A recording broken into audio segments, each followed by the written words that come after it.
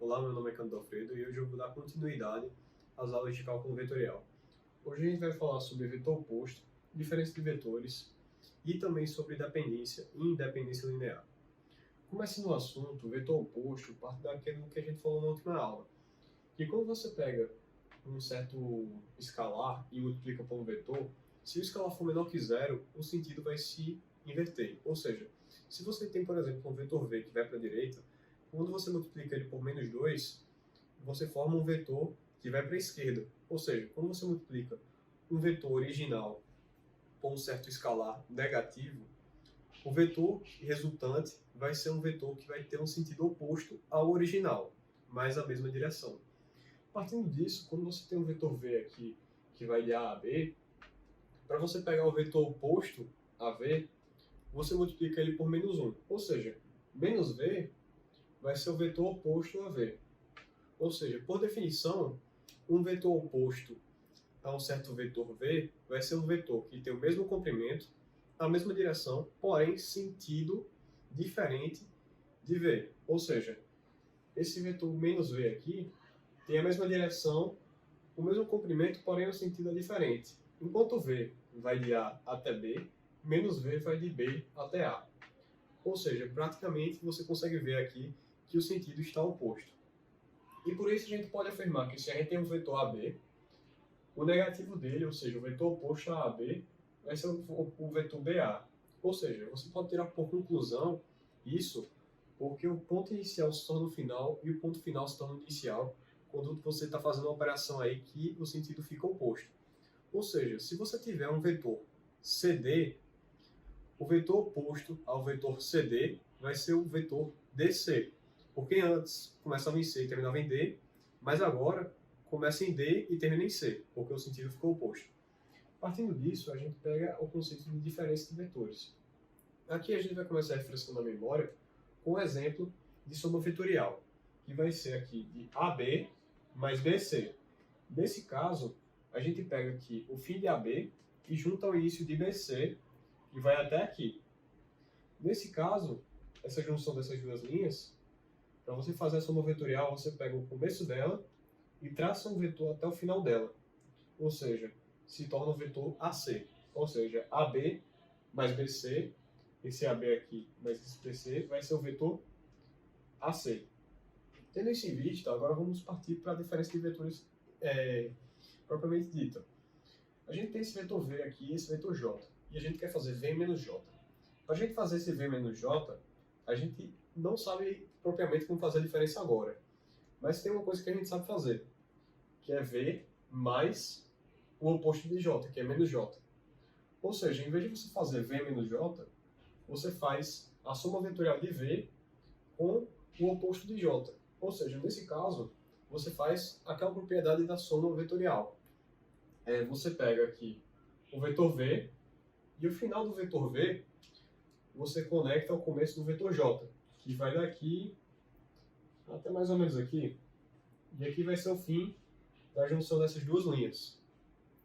Basicamente aqui. Aí você pega o começo dessa junção e junta aqui até esse final. Faz um vetor daqui do começo até esse final. Vai ser esse vetor aqui que vai ser V mais menos J, que é a mesma coisa que V menos J. Outro exemplo para isso é esse daqui, que é V menos W. Nesse caso, como a gente faria V menos W? Aqui. V menos W. A gente pode fazer V mais menos W, ou seja, faz a soma vetorial de V com o oposto de W. Como a gente faria isso? Pega o V, deixa o V da mesma forma, e W você inverte o sentido, deixa o sentido oposto. O comprimento continua o mesmo, a direção continua o mesmo, porém o sentido é o oposto. Ou seja, basicamente você faz a soma vetorial desse V com esse menos W. Como a gente faz isso? Pega o V e o fim de V você conecta com o começo de W. Aí pronto, tem essas duas linhas aqui, né? Pega o começo delas e traça um vetor até o final. Isso daqui vai ser o vetor soma de V mais menos W. ou seja, V menos W. Basicamente é assim que você faz a diferença de vetores. Logicamente, a gente não demora tanto tempo assim para fazer, basicamente uma adição de vetores, porém com umas etapas a mais, levando em conta o vetor oposto. Ou seja, esse conceito aqui, apesar de muito simples, vai ser usado, principalmente para casos como esse, ou seja, diferença de vetores nada mais é do que adição de vetores. Agora a gente vai adentrar a parte de dependência linear e como isso se aplica a vetores. No caso, a gente vai começar com dois vetores no espaço tridimensional. Vamos supor que esses dois vetores aí estejam na mesma reta, pertençam à mesma reta. No caso, eles seriam linearmente dependentes, ou LD, de uma forma abreviada. Eles seriam linearmente independentes, ou LI, caso eles não estivessem na mesma reta. Como é que a gente sabe se eles estão na mesma reta ou não? Basicamente, se você vê que a direção dos dois vetores é igual, basicamente eles estão na mesma reta. Ou seja, se você encontrar dois vetores que têm a mesma direção, automaticamente eles são LD. Não importando o sentido, o que importa é a direção. Se a direção for igual, automaticamente os dois vetores vão ser LD. Tendo isso em vista, outra forma de observar isso é com a combinação linear. Porque a combinação linear é quando você escreve um vetor em termos de outro. No caso, a gente vai escrever aqui esse vetor V em termos desse vetor U. Ou seja, V é igual a x, que seria uma incógnita, um escalar, vezes U, que é outro vetor. Seria a combinação linear de U. Aqui a gente representa esse U aqui com um vetor. A gente representa aqui o x vezes U. Esse x vezes U, para relembrar, como é um escalar vezes um vetor, vai sempre estar na mesma direção. Pode aumentar, pode diminuir, pode até ir para outro sentido, pode vir para cá esse x vezes U. Mas ele sempre vai estar na mesma direção. E por estar na mesma direção, ele pertence à mesma reta. Ou seja, a gente pode dizer que U e x vezes U estão na mesma reta. Mas como x vezes U é V, então a gente pode dizer que V e U são LD, porque estão na mesma reta. Ou seja, basicamente, quando você vê que um vetor é combinação linear de outro, automaticamente você sabe que os dois são LD. E isso só funciona para dois vetores. Quando no caso são três vetores, já são algumas regras um pouco diferentes. Mas enquanto a gente está trabalhando com dois vetores aqui, isso daqui são regras fixas em relação a isso. E aqui uns exemplos em relação a LD e LI, que você consegue ver que quando você tem dois vetores aqui que são da mesma direção, automaticamente eles são LD. E você pode expressar um como combinação linear de outro. Ou seja, eu posso expressar aqui B como x vezes A, aqui sendo LD. Ou você pode expressar aqui, nesse exemplo B, B também sendo x vezes A. Por quê? Porque eles estão na mesma direção. Eles estão em sentidos opostos, porém, eles estão na mesma direção, então eles são LD. Nesse caso, esse x que está multiplicando A é menor que zero, porque quando for multiplicar por A, tem que mudar o sentido. Mas eles são da mesma direção, são LD, esse exemplo B aqui. Esse exemplo C, eles já são LI, porque eles não têm a mesma direção. Ou seja, nesse caso, não tem nem como você fazer uma combinação linear um do outro. Porque nesse caso, eles já estão em direções que são distintas, ou seja, eles são linearmente independentes. Agora a gente parte para uma observação importante. Quando a gente tem dois vetores aqui, U e V, quando um dos dois for o vetor nulo, automaticamente os dois são LD. Mas por quê? Porque para a gente verificar que dois vetores são LD, se um puder ser escrito como combinação linear do outro, automaticamente a gente sabe que os dois são LD. Então vamos verificar. Vamos dizer que U seja combinação linear de V, ou seja, U é igual a x vezes V. Vamos dizer que U seja de fato um vetor nulo. Nesse caso, se x for igual a zero, essa equação já é verdadeira, ou seja, já tem uma solução aqui, x igual a zero. E por essa combinação linear ser verdadeira, a gente deduz aí que eles são de fato LD. Por isso, quando você encontrar dois vetores que um deles for um vetor nulo, automaticamente os dois são LD. E tendo isso em vista, a gente parte agora para a formação de um plano a partir de dois vetores. Como é que a gente faz isso?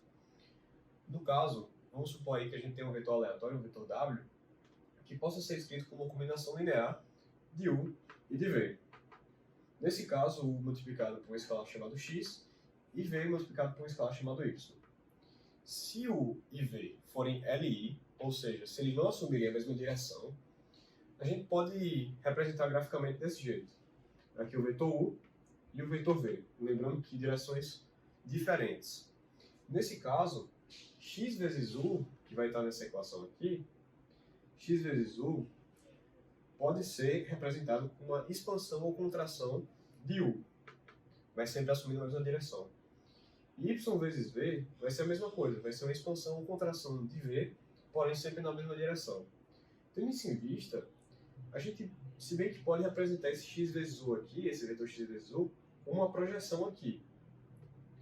Nesse caso, a gente percebe até uma coisa interessante, que essa diagonal aqui vai ser basicamente a soma vetorial desse vetor com esse vetor, que vai ser y vezes v mais x vezes u.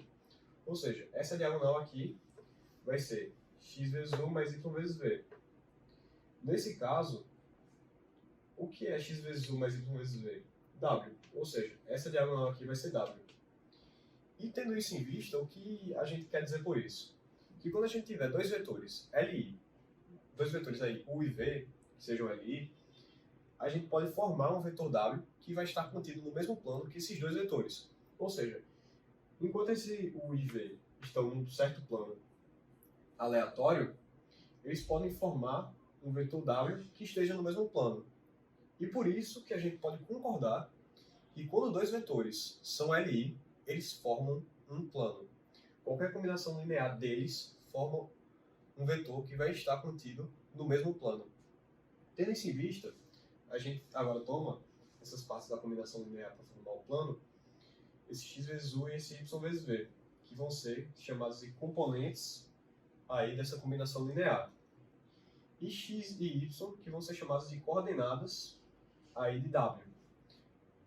X vai ser as coordenadas em termos de u, e y vai ser as coordenadas em termos de v. Basicamente isso.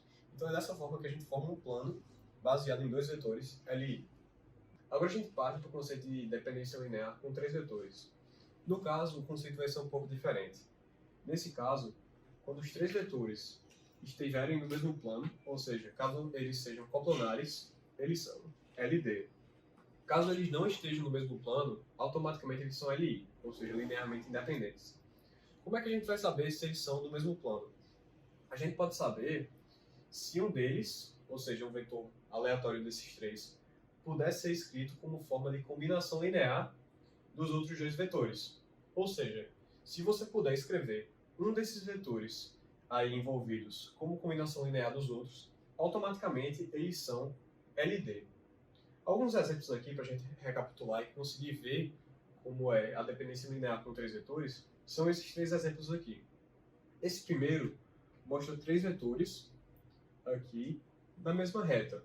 Por eles estarem na mesma reta, você pode deduzir aqui que eles são parte de uma dependência linear, porque também eles conseguem ser escritos como forma de combinação linear por estarem na mesma reta. Nesse outro caso aqui, eles estão no mesmo plano, ou seja, você pode até dizer que esse C aqui é combinação linear de B e de A, e por eles estarem no mesmo plano, a gente sabe que eles são linearmente dependentes. Tendo isso em vista também, temos esse terceiro exemplo, que é com três vetores aqui, e eles não estão no mesmo plano. Lembrando que, quando eu digo que eles estão no mesmo plano, é quando os três simultaneamente estão no mesmo plano. Ou seja, é LD quando os três simultaneamente estão no mesmo plano.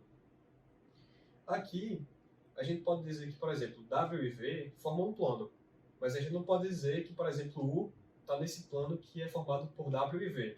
A gente consegue ver aqui que esses três vetores não fazem parte do mesmo plano e, portanto, eles são LI. Ou seja, relembrando, se estiverem no mesmo plano, LD, se não estiverem no mesmo plano os três, LI. E uma observação importante, que quando um dos vetores for o vetor nulo, automaticamente eles são LD. Por quê? Porque na combinação linear aqui, vamos supor que a gente tem uma combinação linear, feito essa aqui, W é igual a x vezes A mais y vezes B, vamos substituir aqui um desses vetores por vetor nulo. Vamos dizer que um dos vetores é o vetor nulo. Automaticamente, existe uma solução aqui para essa combinação linear, que é que x igual a zero e y igual a zero. E sendo essa combinação linear verdadeira, automaticamente eles são LD. Portanto, quando você tem um vetor nulo entre três vetores, automaticamente os três são LD. Agora a gente parte para o conceito de geração de espaço tridimensional com os vetores. E como é que a gente vai fazer isso? Primeiro vamos deduzir aí três vetores, U, V e W. E vamos dizer aí que tem mais um vetor, o vetor A. E esse vetor A seja a combinação linear de U, V e W. Ou seja, essa equação aqui seria da combinação linear de U, V e W, formando o vetor A. Tendo isso em vista, a gente percebe também que tem esse x, esse y e esse z, que são escalares aí que vão multiplicar esses vetores.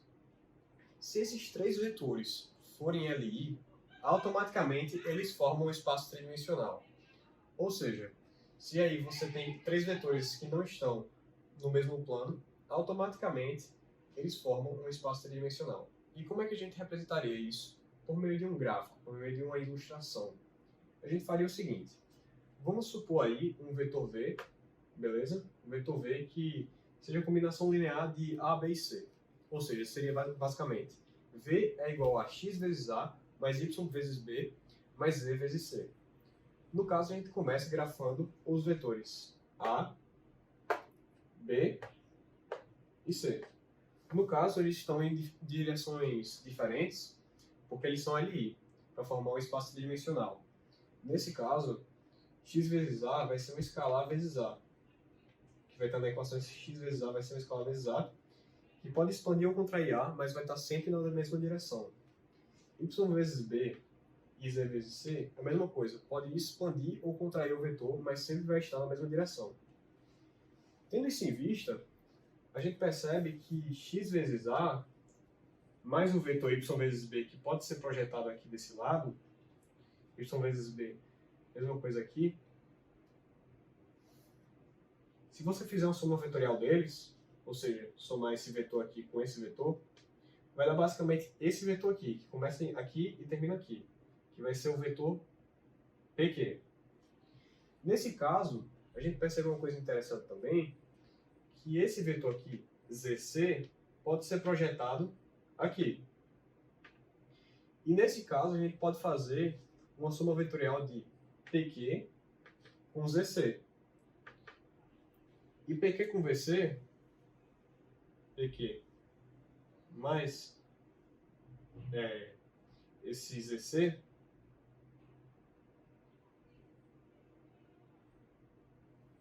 vai ser uma soma vetorial que vai resultar nessa diagonal aqui. Mas essa diagonal, se você perceber, PQ é a mesma coisa que x vezes A mais y vezes B. E ZC, logicamente, é ZC. Ou seja, essa diagonal vai ser x vezes A mais y vezes B mais z vezes C. E x vezes A mais y vezes B mais z vezes C é a mesma coisa que V. Por isso, a gente pode atribuir essa diagonal aqui o valor do vetor V.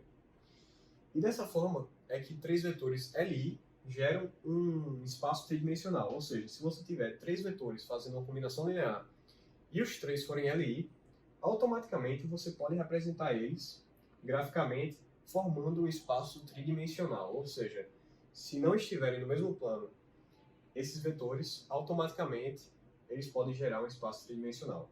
Tendo isso em vista, a gente pode classificar esse x vezes u, esse y vezes v e esse z vezes w aqui, da combinação linear, como os componentes aí de A, ou seja, os componentes aí dessa combinação linear.